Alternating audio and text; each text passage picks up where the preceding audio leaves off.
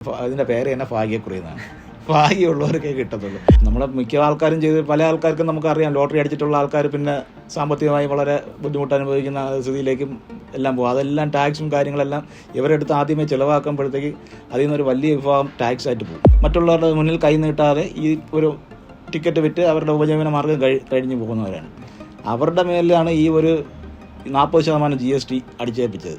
ഈ 28% തന്നെ താങ്ങാൻ പറ്റാതിരിക്കുന്ന സമയത്താണ് ഇപ്പോൾ 40% എന്ന് പറഞ്ഞാൽ കേന്ദ്ര സർക്കാർ GST വർദ്ധിപ്പിച്ചത്. കാസിനോവയും ഇതുമായിട്ട് എന്തെങ്കിലും ബന്ധമുണ്ടോ? ഇവിടെ ഈ പാവപ്പെട്ട തൊഴിലാളികൾ ഒരു നേരത്തെ ആകാരം ഒരു ടിക്കറ്റ് വിറ്റ് കഴിഞ്ഞാൽ 8 രൂപ 30 പൈസയാണ് നേരത്തെ കിട്ടിക്കൊണ്ടിരുന്നത്. അതിപ്പം ഈ GST 6 രൂപ ചില്ലറ പൈസ ആയി കുറഞ്ഞു. അപ്പോൾ ഇതെന്ന് വെച്ചാൽ തൊഴിലാളികളെ ദ്രോഹിക്കുന്ന രീതിയിലുള്ള GST വന്നു. 50 രൂപ ടിക്കറ്റ് വയ്ക്കുമ്പോഴത്തേക്ക് 8 രൂപ 30 പൈസ കിട്ടുമായിരുന്നു. ഇപ്പോൾ അത് GST വർധനവിന് ശേഷം അത് അങ്ങനെ കിട്ടുന്നില്ല. ഓണം ബമ്പറിൽ വിറ്റപ്പോഴത്തേക്ക് ഓരോ ടിക്കറ്റ് 500 രൂപയുടെ ടിക്കറ്റ് 410 രൂപ, 90 രൂപ. നമ്മൾ 25 ടിക്കറ്റുള്ള ഒരു ബുക്ക് എടുക്കുകയാണെങ്കിൽ 42 രൂപ 60 പൈസയ്ക്ക് നമുക്ക് ഓഫീസിൽ നിന്ന് കിട്ടും. പിന്നെ അത് സ്ലാബ് ബേസ് ഉണ്ട്. സ്ലാബ് എന്ന് വെച്ചാൽ ഒരു 1525 ടിക്കറ്റുള്ള ഒരു സ്ലാബുണ്ട്. പിന്നെ ഒരു സ്ലാബ് എന്ന് പറഞ്ഞാൽ 6025 ടിക്കറ്റിന് മുകളിലോട്ടുള്ളവർക്ക്. പിന്നെ നമ്മുടെ ഇപ്പം സ്ഥിരമായിട്ട് ഇപ്പോൾ ഒരു 300 ടിക്കറ്റ് എടുക്കുകയാണെങ്കിൽ, അല്ലെങ്കിൽ 500 ടിക്കറ്റ് എടുക്കുകയാണെങ്കിൽ നമ്മൾ സ്ഥിരമായിട്ട് എടുക്കണം. അപ്പോൾ ഈ ബാലൻസ് ഒന്ന് വിൽക്കാത്ത ലോട്ടറികൾ എന്താ ചെയ്യുക? വിൽക്കാത്ത ലോട്ടറി വന്നു കഴിഞ്ഞാൽ നമ്മൾ 10 ടിക്കറ്റ് എടുക്കുന്നതിനൊക്കെ കിട്ടുന്ന പ്രൈസിനേക്കാളും 100 ടിക്കറ്റ് എടുക്കുന്നതിന് കിട്ടും. ആൾക്കാർ നേരത്തെ പറഞ്ഞതുപോലെ പാലക്കാട് നിർത്താൻ പ്രൈസ് അടിക്കും, അല്ലെങ്കിൽ വേറെ എവിടെന്നെങ്കിലും എടുത്താൽ പ്രൈസ് അടിക്കും എന്നൊക്കെ പറഞ്ഞ് അവരുടെ ഒരു ഇതുണ്ട്. ആ രീതി അവരെ ചൂഷണം ചെയ്യുന്നതാണ്. അതല്ലാതെ വേറെ അതിൽ കാര്യമൊന്നുമില്ല. GST 40% എന്ന് പറയുമ്പോഴത്തേക്കും വളരെ മാറ്റം. 28% നിന്ന് ഒറ്റയടിക്ക് 40% പോവുകയാണ്. നമസ്കാരം, ഞാൻ തിരുവനന്തപുരം ജില്ലാ lottery agents and sellers union CITUവിൻ്റെ തിരുവനന്തപുരം ജില്ലാ പ്രസിഡന്റാണ്. എൻ്റെ പേര് ദീപു പ്ലാമൂട് എന്നാണ്. ഈ ലോട്ടറി അടിക്കുന്നവർ ആദ്യമൊക്കെ പുറത്ത് പറയാൻ മടിക്കുന്നതെന്ന് വെച്ചാൽ കുറച്ച് ശല്യം, ഈ അടിക്കുന്ന ആൾക്കാരെ തിരക്കി അവരുടെ പ്രൈവസി കടന്നു കയറും എന്നുള്ളത് കൊണ്ടാണ് അവരാരും അവരുടെ ഐഡൻറ്റിറ്റി വെളിപ്പെടുത്താത്തത്. അവർ 2 ദിവസമൊക്കെ ഒന്നും ഈ തിരക്കും എല്ലാം മാറി നിന്നിട്ട് ഇപ്പം ആൾ വെളിയിൽ വന്നിട്ടുണ്ട്. ആലപ്പുഴ നിന്നിട്ടുള്ള ഒരു പെയിൻറ് കടയിലെ ഒരു ജീവനക്കാരനായിരുന്നു ഇപ്പോൾ ഈ ഓണം ബമ്പർ അടിച്ചിട്ടുള്ളത്. നേരത്തെ 12% ആയിരുന്നു ഏജൻറ് കമ്മീഷൻ. ഓണം ബമ്പറിൽ അതിൽ മാറ്റം വന്നിട്ടില്ല. ആ 12% ഏജൻറ് കമ്മീഷൻ പോയിട്ട് ബാക്കി 25 ലക്ഷം രൂപയുടെ അതിലെ ഏജൻറ് കമ്മീഷനും പിന്നെ അതിൻ്റെ ടാക്സും പോയിട്ട് കിട്ടും. അപ്പൊ ഈ ഇടയ്ക്ക് 1-2 മറ്റേ അനൂപിന്റെ ഒക്കെ വീഡിയോ വന്നല്ലോ. ഇപ്പൊ ഇവിടെ പഴവങ്ങാടി കഴിച്ച ആളുണ്ട്. അപ്പൊ പുള്ളി പറയുന്നതെന്ന് പറഞ്ഞാൽ എടുത്തു കഴിഞ്ഞാൽ 2 വർഷത്തേക്ക് അതിനകത്ത് നമുക്കൊന്നും ചെയ്യാൻ പറ്റില്ല, അതിനകത്ത് ടാക്സ് വരാനുള്ള ചാൻസസ് ഉണ്ടെന്ന്. അതെ, അത് എടുത്തു വരുന്നതെന്ന് വെച്ചാൽ നമ്മൾ ഇതേപോലെ ഈ GST ഒക്കെ പോയി കഴിഞ്ഞിട്ട് പിന്നെ വീണ്ടും ഇൻകം ടാക്സ് വരും. ഇൻകം ടാക്സ് വരുമ്പോഴത്തേക്ക് നമ്മൾ ഈ പുള്ളിക്കാരൻ പറഞ്ഞതാണ് ശരി. നമ്മൾ ഒരു കൊല്ലോ അല്ലെങ്കിൽ 2 കൊല്ലോ ഇതൊന്നും എടുക്കത്ത് ചിലവാക്കാതെ നമ്മൾ ഏതെങ്കിലും ഒരു അക്കൗണ്ടിൽ നിന്ന് ഇട്ട് കഴിഞ്ഞാൽ അതിൽ നിൻ്റെ പലിശയും കാര്യങ്ങളിൽ നിന്ന് തന്നെ ഈ ടാക്സ് ഒക്കെ അടഞ്ഞു പോകും. നമ്മളെ മിക്ക ആൾക്കാരും ചെയ്ത് പല ആൾക്കാർക്കും നമുക്കറിയാം, ലോട്ടറി അടിച്ചിട്ടുള്ള ആൾക്കാർ പിന്നെ സാമ്പത്തികമായി വളരെ ബുദ്ധിമുട്ട് അനുഭവിക്കുന്ന സ്ഥിതിയിലേക്കും എല്ലാം പോകും. അതെല്ലാം ടാക്സും കാര്യങ്ങളെല്ലാം ഇവരെടുത്ത് ആദ്യമേ ചിലവാക്കുമ്പോഴത്തേക്ക് അതിൽ നിന്നൊരു വലിയ വിഭാഗം ടാക്സ് ആയിട്ട് പോകും. മറ്റത് ഏതെങ്കിലും ഒരു അക്കൗണ്ടിൽ കുറച്ച് നാൾ ഇട്ട് കഴിയുമ്പോഴത്തേക്കും അതിൽ നിന്ന് ഈ കിട്ടുന്ന പലിശ അതിൽ ടാക്സും മറ്റു കാര്യങ്ങളും പോയി കഴിഞ്ഞാൽ ബാക്കി ഇത് ഒരു അസറ്റായിട്ട് അവിടെ കാണും. അപ്പോൾ അത് അങ്ങനെ ചെയ്യുന്നതാണ് ഏറ്റവും ഉചിതമായിട്ടുള്ള കാര്യം. ഇതിപ്പോൾ ഈ വിറ്റ ഏജൻസിക്ക് എത്ര പെർസെൻറ്റേജ് ആയിരിക്കും കിട്ടുന്നത്? ഏജൻസിക്കാണ് ഞാൻ നേരത്തെ പറഞ്ഞത് 12%. അതിപ്പോൾ ഈ GST ഒക്കെ വന്നപ്പോഴത്തേക്ക് ഇപ്പം അത് 12% എന്നുള്ളത് ഇപ്പോൾ 9% ആക്കിയിട്ടുണ്ട്. കഴിഞ്ഞ 22-ാം തീയതി മുതൽ ലോട്ടറിയുടെ GST 40% കേന്ദ്ര സർക്കാർ വർദ്ധിപ്പിച്ചു. ഇപ്പോൾ ലോട്ടറി മേഖല എന്ന് പറഞ്ഞാൽ 2.5 ലക്ഷത്തോളം തൊഴിലാളികൾ ജോലിയെടുക്കുന്ന ഒരു മേഖലയാണ്. ഇതിൽ തൊഴിലാളികളിൽ ഭൂരിഭാഗവും അന്ധര്, കണ്ണ് കാണാൻ മേലാത്തതും വികലാംഗരായിട്ടുള്ളത്, അങ്ങനെയുള്ള അംഗവൈകല്യം, അതുപോലെ ഈ വാർദ്ധക്യത്തിൽ ബന്ധുമിത്രാദികൾ ഉപേക്ഷിച്ചിട്ട് പോയിട്ടുള്ള ആൾക്കാരൊക്കെയാണ് ഈ മേഖലയിൽ പണിയെടുത്ത് അവർ മറ്റുള്ളവരുടെ മുന്നിൽ കൈ നീട്ടാതെ ഈ ഒരു ടിക്കറ്റ് വിറ്റ് അവരുടെ ഉപജീവന മാർഗ്ഗം കഴിഞ്ഞു പോകുന്നവരാണ്. അവരുടെ മേലിലാണ് ഈ ഒരു 40% GST അടിച്ചേൽപ്പിച്ചത്. 40% ആദ്യം ഈ ലോട്ടറി മേഖല 2017 GST നടപ്പിലാക്കുന്ന സമയത്ത് 12% GST. അത് പിന്നീട് 18%, പിന്നീട് 28% ആയിട്ട് വർദ്ധിപ്പിച്ചു.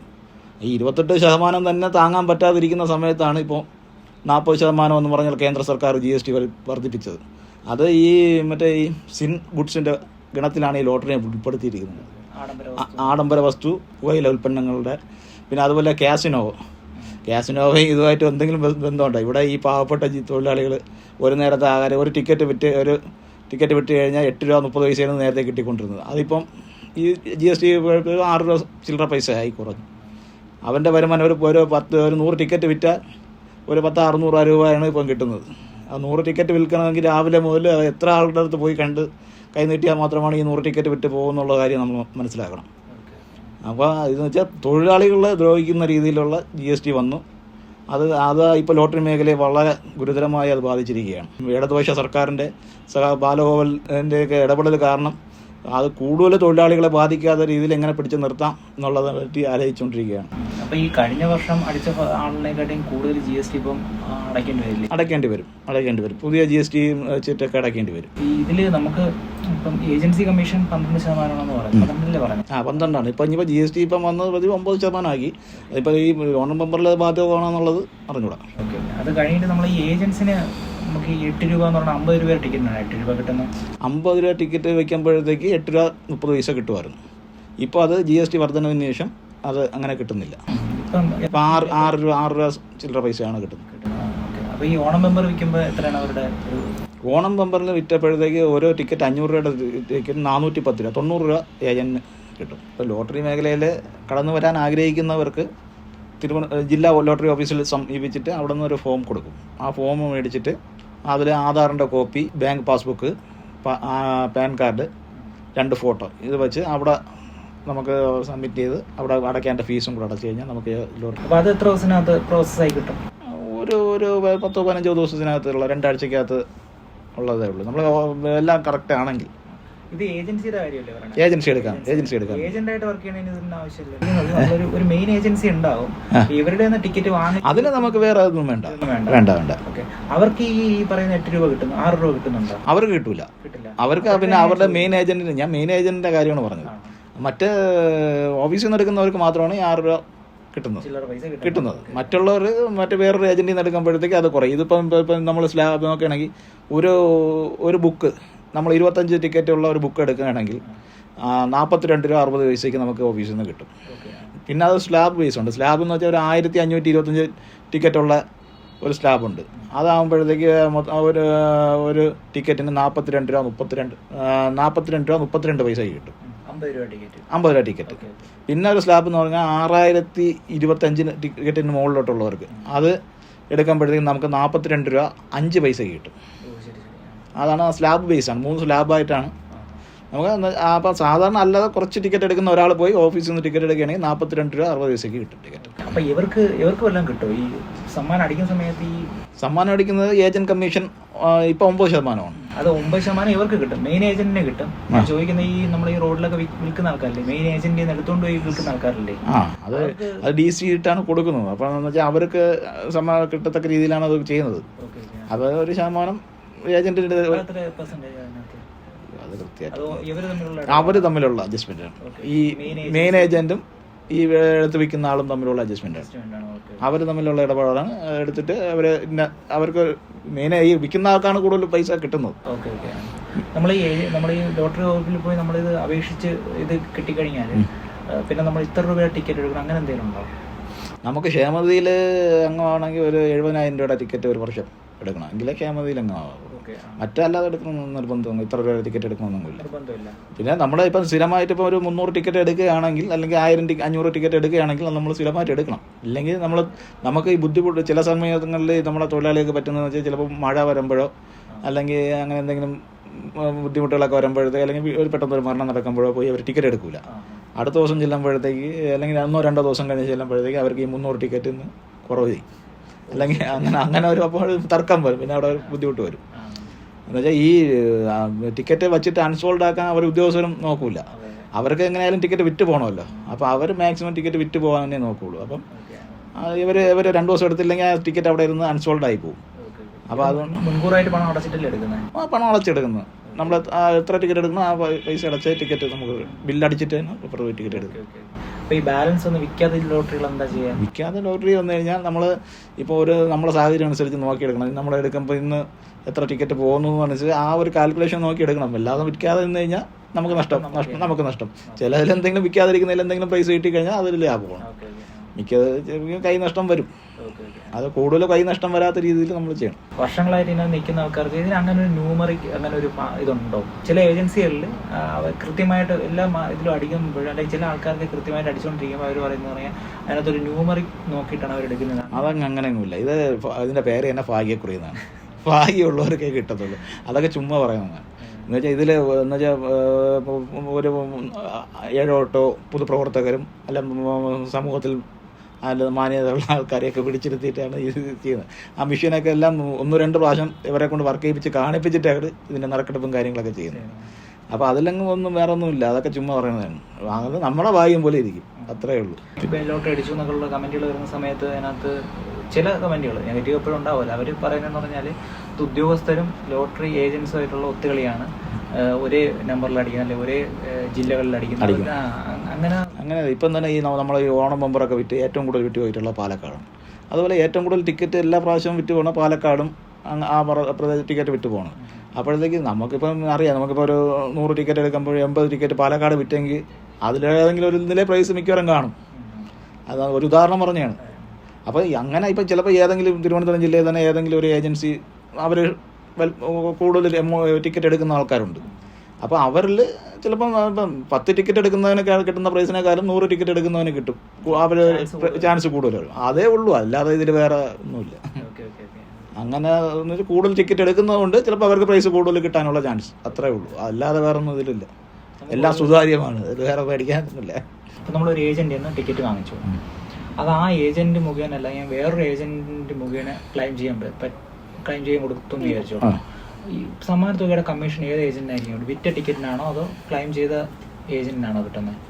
വിറ്റാക്കാണ് കിട്ടുന്നത്. വിറ്റാക്കണം. ക്ലെയിം ചെയ്ത ഏജന്റിന് ഒന്നും കിട്ടില്ല. അങ്ങനെയല്ല, ഇതിപ്പം ഒരു ചിലപ്പം ചെറിയ തുകയൊക്കെ ആണെങ്കിൽ 500, 1000, 2000 ഒക്കെ ആണെങ്കിൽ ഇപ്പോൾ എവിടെയെങ്കിലും ഏതെങ്കിലും കടയിൽ കൊടുത്ത് നമുക്ക് വാങ്ങിക്കാൻ പറ്റും. അവർ കൊടുത്ത് അവരുടെ ഇത് കിട്ടും, അവരുടെ ഏജന്റ് കമ്മീഷൻ കിട്ടും. ഈ വിൽക്കുന്ന ആൾക്ക് DC കിട്ടും. ഓഫീസിൽ നിന്ന് ആരാണ് എടുക്കുന്നത് അവർക്കാണ് DC കിട്ടുന്നത്, കമ്മീഷൻ കിട്ടുന്നത്. മറ്റേ ആൾക്ക് ഇതിൽ നമ്മളിപ്പം മാറി തരാം എന്നുള്ളതല്ലാതെ വേറെ ഒന്നുമില്ല, ബെനിഫിറ്റ് ആണ്.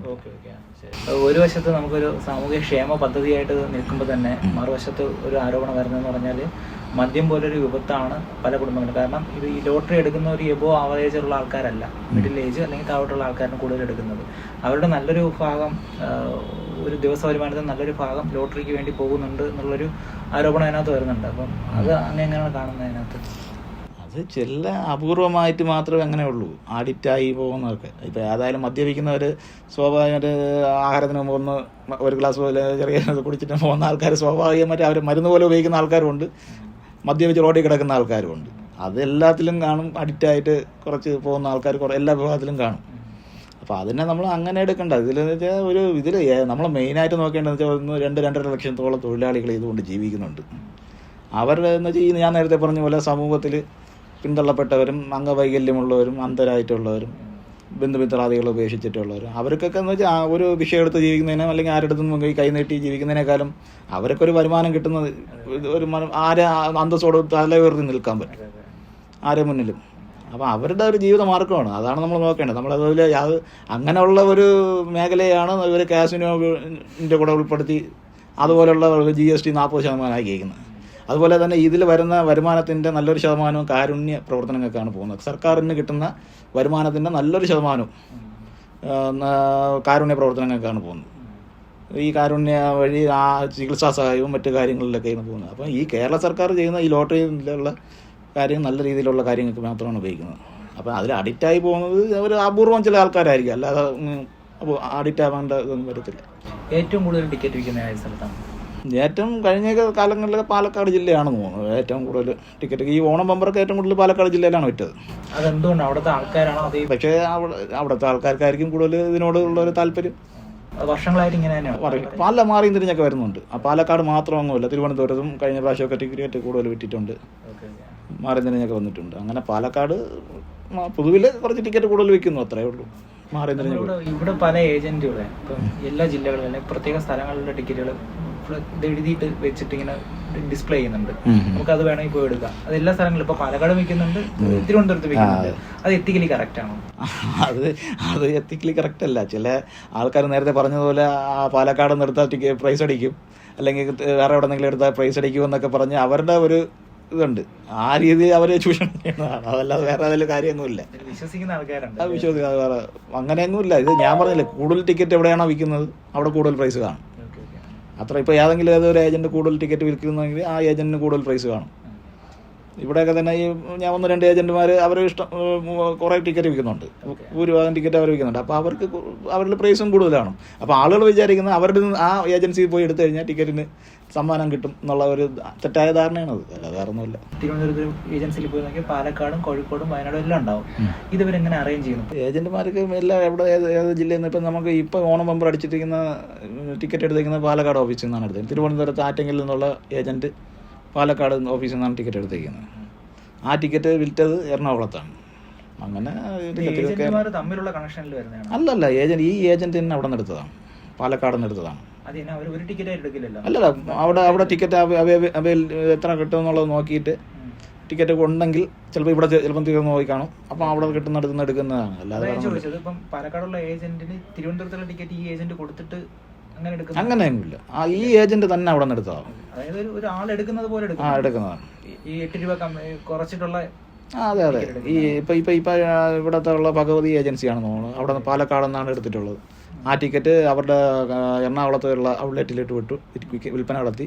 നെട്ടൂരുള്ള ഒരു വിൽപ്പനക്കാരനാണ് എടുത്ത് വിറ്റത്. അതിനാണ് 1ാം സമ്മാനം ബമ്പർ അടിച്ചിട്ട്. അപ്പോൾ അങ്ങനെ ഏത് ഏജൻസിയിൽ നിന്ന് ഇവിടെ നിന്നാണ് എടുക്കാം.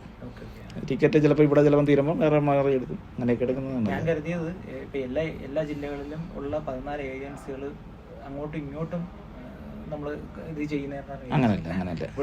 അതൊക്കെ അവർ സ്വാഭാവികമായിട്ട് പരിചയങ്ങളും ബന്ധങ്ങളും വെച്ച് ചെയ്യുമായിരിക്കും. അല്ലാതെ അങ്ങനെ എടുക്കാം. അങ്ങനെ അല്ലാതെ പോയി എവിടെ നിന്ന് നമുക്ക് ടിക്കറ്റ് കിട്ടുന്ന എവിടെ നിന്നാണോ എടുക്കാനുള്ള സംവിധാനം ഉണ്ട്. ഈ നമുക്ക് ലോട്ടറി അടിക്കുമ്പോഴേ ഈ സെറ്റിൽമെന്റ് എത്ര ദിവസം എടുക്കുന്നത്? അതായത് സെറ്റിൽമെന്റ് എന്ന് ഉദ്ദേശിക്കുന്നത് ഒന്ന് ലോട്ടറി എടുത്ത ആളിനുള്ള പേയ്മെന്റ്, അതുപോലെ തന്നെ ഏജൻസി കമ്മീഷനും എത്ര ദിവസം കഴിയുമ്പോഴാണ് റിലീസ് ചെയ്യുന്നത്? ഇപ്പം ഒരാൾക്ക് ഒരു പ്രൈസ് അടിക്കുകയാണെങ്കിൽ 10,000 രൂപ വരെയുള്ള പ്രൈസ് ആണെങ്കിൽ അന്ന് തന്നെ ഓഫീസിൽ നിന്ന് കൊടുക്കും, ലോട്ടറി ഓഫീസിൽ നിന്ന് കൊടുക്കും. പിന്നെ കൊടുക്കും. പിന്നെ ഉള്ളതെന്ന് വെച്ചാൽ വലിയ എമൗണ്ടൊക്കെ ആണെങ്കിൽ 30 ദിവസത്തിനകത്ത് രേഖകളെല്ലാം കറക്റ്റ് ആണെങ്കിൽ 30 ദിവസത്തിനകത്ത് സമ്മാന തുക കൊടുക്കണമെന്നുള്ളതാണ്. ഏജൻസി കമ്മീഷനും 30 ദിവസത്തിനകത്ത് കൊടുക്കുന്നു. ഇപ്പം നിലവിൽ GSTയുടെ കാര്യം പറഞ്ഞു. GSTയുടെ കാര്യം അവിടെ നിൽക്കുക തന്നെ മറ്റ് പ്രതിസന്ധികൾ എന്തെങ്കിലും ലോട്ടറി ഏജന്റുമാർ നേരിടുന്നുണ്ടോ? ഇപ്പം മെയിനായിട്ടുള്ളത് GST തന്നെയാണ്.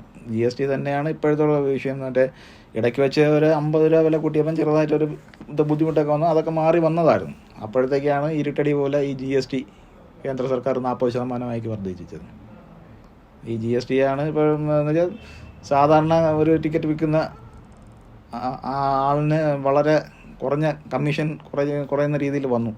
പിന്നെ കേരള സർക്കാർ ഇതിനെ എങ്ങനെയെങ്കിലും മുന്നോട്ട് കൊണ്ടുപോകണം എന്നുള്ള രീതിയിൽ എന്തൊക്കെ മാർഗം ചെയ്യാൻ പറ്റുമോ അതൊക്കെ ചെയ്തിട്ടാണ് ഇപ്പോൾ പിടിച്ച് നിർത്തിയിരിക്കുന്നത്. തൊഴിലാളിയെ വളരെ ഗുരുതരമായി ബാധിക്കാതെ 1-2 പ്രൈസുകളിലൊക്കെ ചെറിയ മാറ്റം വരുത്തി തൊഴിലാളികളുടെ കമ്മീഷൻ വളരെയധികം കുറയ്ക്കാതെ ഈ GST 40% എന്ന് പറയുമ്പോഴത്തേക്ക് വളരെ മാറ്റം 28% നിന്ന് ഒറ്റയടിക്ക് 40% പോവുകയാണ്. അപ്പോൾ അത് സർക്കാരും കൂടെ ഇടപെട്ടൊക്കെയാണ് ഇങ്ങനെയെങ്കിലുമൊക്കെ അഡ്ജസ്റ്റ് ചെയ്ത് പോകുന്നത്. സംഘടനയുടെ ഭാഗത്തുനിന്ന് അതിനെന്തെങ്കിലും ഞങ്ങൾ ഈ GST വർദ്ധിപ്പിക്കാൻ പോകുന്നു എന്ന് അറിഞ്ഞപ്പോൾ തന്നെ നമ്മുടെ ലോട്ടറി സംരക്ഷണ സമിതിയുണ്ട്. അതിൽ INTUC, AITUC, CITU എല്ലാം കൂടെ സംയുക്തമായിട്ടുള്ള എല്ലാ യൂണിയനുമുള്ള ലോട്ടറി സംരക്ഷണ സമിതിയുടെ സംസ്ഥാന നേതാക്കന്മാർ സഖാവ് MV ജയരാജൻ്റെയൊക്കെ നേതൃത്വത്തിൽ ഡൽഹിയിൽ പോവുകയും കേന്ദ്ര ധനകാര്യ വകുപ്പ് മന്ത്രി ശ്രീ നിർമ്മലാ സീതാരാമനെ കാണുകയും നിവേദനം കൊടുത്ത് ഈ 40% ഇതിൽ കേരള ലോട്ടറി ഉൾപ്പെടുത്തരുതെന്ന് ആവശ്യപ്പെട്ടതാണ്. അതോടൊപ്പം തന്നെ കേരളത്തിൻ്റെ ധനകാര്യ വകുപ്പ് മന്ത്രി ബാലഗോപാൽ സഖാവ് നിരന്തരമായി ആവശ്യപ്പെട്ടതാണ് ഇപ്പോഴീ ഈ ലോട്ടറിയെ 40% ഉൾപ്പെടുത്തരുത്. ഇതുപോലുള്ള കാരുണ്യ പ്രവർത്തനങ്ങളും അതുപോലെ ഈ ദുർബലമായുള്ള വിഭാഗത്തിലുള്ള തൊഴിലാളികളും പണിയെടുക്കുന്ന ഒരു മേഖലയാണ്. 40% ആക്കരുതെന്ന് നിരന്തരം ആവശ്യപ്പെട്ടിട്ടും ചെവിക്കൊണ്ടില്ല. അങ്ങനെയാണ് പിന്നെ ഇപ്പോൾ 40% ആക്കിയത്. വളരെ തൊഴിലാളികളെ ബാധിക്കുകയാണ്. ഏറ്റവും കൂടുതൽ തൊഴിലാളികൾ കേരളത്തിലാണോ? സർക്കാരിൻ്റെ കീഴിൽ ലോട്ടറി നടത്തുന്നത് കേരളത്തിൽ മാത്രമേ ഉള്ളൂ. മറ്റ് 1-2 സംസ്ഥാനങ്ങളിലൊക്കെ ഉണ്ടെന്ന് വെച്ചാൽ അവർ ഏജൻസി വഴി, സ്വകാര്യ ഏജൻസി വഴിയൊക്കെയാണ് നടത്തുന്നത്. സർക്കാർ നേരിട്ട് നടത്തുന്നത് കേരളത്തിൽ മാത്രമേ ഉള്ളൂ. ഇത് 57 EMS സർക്കാരിൻ്റെ കാലത്ത് തുടങ്ങി. അന്നത്തെ ഈ പറഞ്ഞ ഈ ദുർബല വിഭാഗത്തിലെ തൊഴിലാളി അവരുടെ ഉന്നമനത്തിന് വേണ്ടി പുറത്ത്, കേരളത്തിന് പുറത്ത് വേറെ ഇല്ല. സമ്മർദ്ദം കുറവായിരിക്കും. അപ്പം എന്നിട്ട് നമ്മൾ ഇത് പറഞ്ഞു, കാരുണ്യ പ്രവർത്തനങ്ങൾക്കാണ് ഇതിൻ്റെ ലാഭം ഉപയോഗിക്കുന്നത് ഭൂരിഭാഗവും. ഈ ചികിത്സാ സഹായം കൊടുക്കുന്നതിനും മറ്റുമൊക്കെ ആയിട്ടാണ് സർക്കാർ ഉപയോഗിക്കുന്നത്. അതുപോലെ ഇത്രയും തൊഴിലാളികൾ 2-2.5 ലക്ഷം തൊഴിലാളികൾ പണിയെടുക്കുന്ന ഒരു മേഖലയാണ്. ആ മേഖലയെ തകർക്കാതിരിക്കാൻ വേണ്ടി നല്ലതുപോലെ സർക്കാർ ധനകാര്യ വകുപ്പ് മന്ത്രിയും നമ്മളെ യൂണിയൻ ലോട്ടറി സംരക്ഷണ സമിതി എല്ലാം കേന്ദ്ര സർക്കാരിനോടും കേന്ദ്ര ധനകാര്യ വകുപ്പ് മന്ത്രിയോടും ആവശ്യപ്പെട്ടിട്ടുണ്ട്. പക്ഷേ ഇതൊന്നും ചെവിക്കൊണ്ടില്ല. ക്ഷേമനിധിയിൽ നമുക്ക് എന്തൊക്കെ ആനുകൂല്യങ്ങളാണ് കിട്ടുന്നത് ലോട്ടറി ക്ഷേമനിധിയായിട്ട് ബന്ധപ്പെട്ടിട്ട്? ലോട്ടറി ഇപ്പം തന്നെ ഇപ്പോൾ ഈ കഴിഞ്ഞ മാസം കൊല്ലത്ത് വെച്ചിട്ട് ഈ വികലാംഗരായിട്ടുള്ള ലോട്ടറി തൊഴിലാളികൾക്ക് മുച്ചക്ര വാഹനം ട്രൈ സ്കൂട്ടർ വിതരണം ചെയ്തു. ക്ഷേമനിധിയുടെ പിന്നെ അതുപോലെ ഇപ്പോൾ ഈ കേരളത്തിലാകെ 60 വീടുകൾ ക്ഷേമനിധിയിൽ ഉൾപ്പെടുത്തി ക്ഷേമനിധി ബോർഡ് 60 വീട് കൊടുക്കുകയാണ്. ഈ ക്ഷേമനിധി ബോർഡിൽ അംഗമായിട്ടുള്ള വീടില്ലാത്ത ലോട്ടറി തൊഴിലാളികൾക്ക് 60 വീട് വെച്ച് കൊടുക്കുകയാണ്. അതിൽ തിരുവനന്തപുരത്തും 12 വീട് തിരുവനന്തപുരം ജില്ലയിലും ഉണ്ട്. ലോട്ടറി തൊഴിലാളികളുടെ മക്കളുടെ വിദ്യാഭ്യാസത്തിന് ചെറിയ സ്റ്റൈഫൻറ്റും കാര്യങ്ങളും വിദ്യാഭ്യാസ ആനുകൂല്യങ്ങളെല്ലാം കൊടുക്കുന്നുണ്ട്. അങ്ങനെ പല രീതിയിലുള്ള ഇപ്പം ഏറ്റവും നല്ല രീതിയിൽ ക്ഷേമനിധി ആനുകൂല്യങ്ങളെല്ലാം കൃത്യമായി കൊടുക്കുന്നത് ലോട്ടറി തൊഴിലാളി ക്ഷേമനിധി ബോർഡാണ്. പിന്നെ ഓണത്തിന് ഈ ലോട്ടറി തൊഴിലാളികൾക്ക് 7,000 രൂപ ബോണസ് കൊടുക്കുന്നുണ്ട്. പിന്നെ പെൻഷനായവർക്ക് 2,500 രൂപ ബോണസ് കൊടുക്കുന്നുണ്ട്.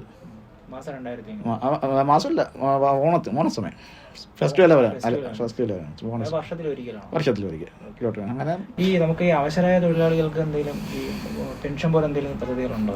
പെൻഷൻ ഉണ്ട്. പെൻഷൻ 1,600 രൂപ പെൻഷൻ അടയ്ക്കുന്നതിന് അല്ലാതെ തന്നെ അത് ക്ഷേമനിധി ബോർഡിൽ 60 വയസ്സായി റിട്ടയർ ആകുമ്പോഴത്തേക്ക് ഈ 1,600 രൂപ മാസം പെൻഷൻ കൊടുക്കുന്നുണ്ട്. അത് കൂടാതെയാണ് 2,500 രൂപ ഓണം ഫെസ്റ്റിവൽ അലവൻസ് കൊടുക്കുന്നത്, ബോണസ് പോലെ കൊടുക്കുന്നത്. ഇപ്പം ചേട്ടൻ്റെ ഒരു എക്സ്പീരിയൻസ് വെച്ച് കുറേ ആൾക്കാരെ കണ്ടിട്ടുണ്ടാവില്ലേ ലോട്ടറി കൊണ്ട് ജീവിക്കുന്നത്. അപ്പം അവരുടെ ഒരു ഉദാഹരണം വെച്ചിട്ടാണെന്നുണ്ടെങ്കിൽ ലോട്ടറി എന്തൊക്കെ സാധ്യതകളാണ് തുറന്നിട്ടുള്ളത് ലോട്ടറി വ്യവസായം? ഇപ്പം നമുക്കറിയാം തൊഴിലില്ലായ്മയൊക്കെ ഉള്ള സ്വയം തൊഴിൽ കണ്ടെത്തി ഒരു നല്ല രീതിയിൽ ജീവിച്ചു പോകാൻ പറ്റുന്ന ഒരു മേഖലയാണ്. പക്ഷേ അത് ഇതുപോലെയുള്ള അമിതമായ GST ഒക്കെ കൊണ്ടുവരികയാണെങ്കിൽ പിന്നെ മുന്നോട്ട് പോകാൻ ഇപ്പോൾ ഉള്ളവരെ തന്നെ മുന്നോട്ട് പോകാൻ വളരെ ബുദ്ധിമുട്ടാണ്. എന്നുവെച്ചാൽ മറ്റു മാർഗ്ഗങ്ങളൊന്നും ഇല്ലാതെ ഇതിലിപ്പം നല്ല വിദ്യാഭ്യാസം നേടിയിട്ടുള്ള ആൾക്കാർ ഈ മേഖലയിൽ ഉണ്ട്. റിട്ടയറായിട്ട് വലിയ വീട്ടിലിരിക്കുന്ന ആൾക്കാരുണ്ട്. പല മേഖലകളിൽ നിന്ന് റിട്ടയർ ആയിട്ടുള്ള അല്ല പിന്നെ തീരെ പാവപ്പെട്ട വിഭാഗത്തിലുള്ള ഞാൻ നേരത്തെ പറഞ്ഞ ദുർബല വിഭാഗത്തിൽപ്പെട്ടുള്ള ഭൂരിഭാഗം അങ്ങനെയുള്ള ആൾക്കാരാണ്.